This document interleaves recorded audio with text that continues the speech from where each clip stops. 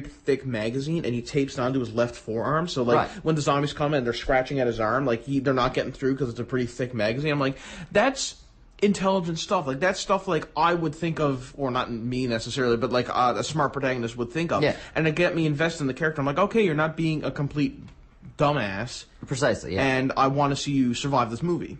Right on. Yeah. Well, we're going to take a quick break, and when we get back, we're going to start talking about Pixar today. Right? Yeah, that's our topic today, Pixar, and which was, in my opinion, one of the best filmmaking companies out there. I'm not inclined to disagree with that, as it turns out. All right, stay tuned for these messages. Yeah.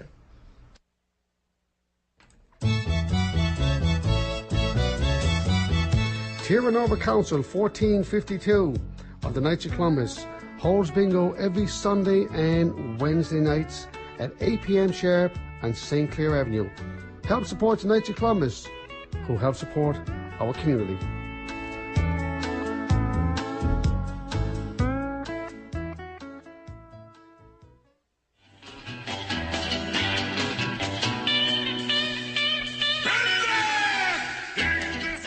Oh, you're listening to 93.5 CHMR FM.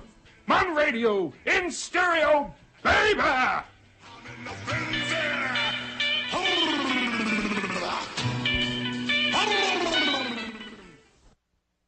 Oh my God, and you're back. We are back on the Aperture here, 93.5 CHMR FM. It's a weekly, hour-long discussion of all topics of geek culture, and I'm one of your hosts, Rory DC. And I'm Adam the Porch Knight, and we're gonna, before we begin, we talked about League of Legends before. Yes. It's a multiplayer online battle arena. Multiplayer online battle arena. Yeah. Okay, yeah. It's basically you have a character, and to me it's kind of like, it's very much a multiplayer game. Like if you love like playing online against people, it's that kind of a game. And I'm more of a single player guy, so that really has no interest for me. But for me also, I mean, I wish I knew how to play it because it's on so much on like MLG stuff. Yeah, and it's like, and I can't tell right now when I turn it on like who's doing well.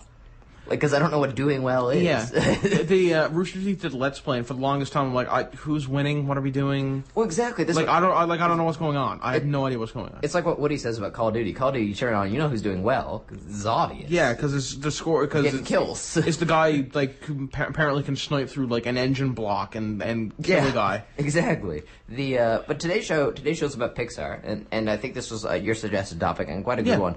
I love Pixar. Pixar's I'm not gonna lie. I'm not gonna lie. Pixar is one of my favorite film companies because, in my opinion, well, let's put it this way: they've only done one bad movie, and that's amazing. Like I can't think of another film company who's only done like one bad movie, except for maybe like. Oh, you mean Cars 2? Yeah, we'll get to Cars 2. But every other, like even like my least favorite Pixar movies, which are Cars, Bugs Life, besides Cars 2. Mm-hmm. Even then I was just like, they're just average. Compared to every other Pixar movie, they were like just like, They weren't anything special. But if they come like if DreamWorks had made them, they would have been okay DreamWorks movies. But because they're made by Pixar, I thought they were kind of sub-average. Right. Yeah. I see. Yeah, that makes sense. I mean, I think that they're definitely stronger than DreamWorks. Overall, to my mind, they're at least with DreamWorks makes so many movies, it's hard to tell. Yeah, but DreamWorks is more hit or miss. I find because you get good movies like Prince of Egypt or like Kung Fu Panda 2 or like Shrek 2 or things like that, and then you'll get movies like Turbo, which is their. Have you heard about Turbo? I don't think so. Turbo's their new movie coming out. It's about a snail that drinks liquid nitrogen, make cars go fast stuff. Right, and he gets super speed, and so he competes in NASCAR. I am not kidding. This is the plot of that movie. Competes in NASCAR. Yeah. Or is it the Daytona 500 Rally? Yeah, that's what a NASCAR race. Yeah, that's what he competes in. And they're like, there's no rules to say a snail can't compete. I'm like, no, except the laws of nature. Yeah, exactly. I mean, he can't compete. Anyway, apparently he can go. There are rules against using NOS. He goes I'm not kidding. He goes like 500 kilometers an hour. Anyway, it looks terrible. Don't go see it. Like honestly, don't go see it. It sounds awful. I hate judging a book by its cover, but. So I would never judge the movie just by like a poster, even though the poster looks really bad. But the trailer, it just doesn't look like a good movie. It sounds bad. It looks on par to be with like Shrek 3 or something like that. Or which one was Shrek 3? The bad one. Yeah. Or like Shark Tales, which was a really bad Will Smith movie. But we're not going to talk about DreamWorks, although they're going to come up very periodically because we're going to talk about Pixar. Yes. I want to start talking about Pixar because Pixar did something extremely revolutionary when they came out, and they were the first. They did the first fully CG movie. Because I mean, Tron came out, but Tron's CGI was a little bit different because it had people just in a CG environment. Exactly. Like, and there have been we're not saying that CG hadn't been used in movies before, because Jurassic Park, Star Wars, Terminator 2, these had CG, but that was the first fully animated, computer animated kids movie at all, and certainly the first kids movie. Yeah, it was well animated. Little did they know the trend that they would start. Yeah, well, exactly. And Toy Story, actually, funny story. Do you know the reason why Toy Story is Toy Story? I'm assuming part of it was Joss Whedon. No, it's because when they were like, okay, Disney wants us to do a feature-length movie, because they'd done a bunch of shorts, and Disney was interested, so they're like, okay, we're gonna give you green light to do a movie, and they're like, okay. What are we gonna do? So they tried animating people, and anytime they animated people, because it was 1996 and the technology hadn't advanced enough, everyone looked wooden or plastic. So we're like, crap, what are we gonna do? Hang on, let's make a movie about toys, so it doesn't matter if they look wooden or plastic because they're wooden and plastic. Yeah. And so that's why toys were the first one made, and then Bugs were the second one, because Bugs also have like that kind of like shiny chitinous exoskeleton. Yeah, they do. And so they were easy to do. And then by the time Toy Story 2 came around, when people were actually involved, people look normal. That's why Sid, who's the only real human presence in the movie, looks like a monster, essentially. Like, Sid doesn't... Exactly, like, at the time, he was amazing. Right now, you look back, it's like, oh my god. And it was quite convincing at the time. Yeah. He was a very scary-looking dude. Yeah. But yeah, no, that movie was awesome. Yeah. It was... I'd say I put Toy Story and Finding Nemo as the baseline Pixar experience, because they're certainly not the best Pixar movies ever done, and they're not the worst, but it's kind of like...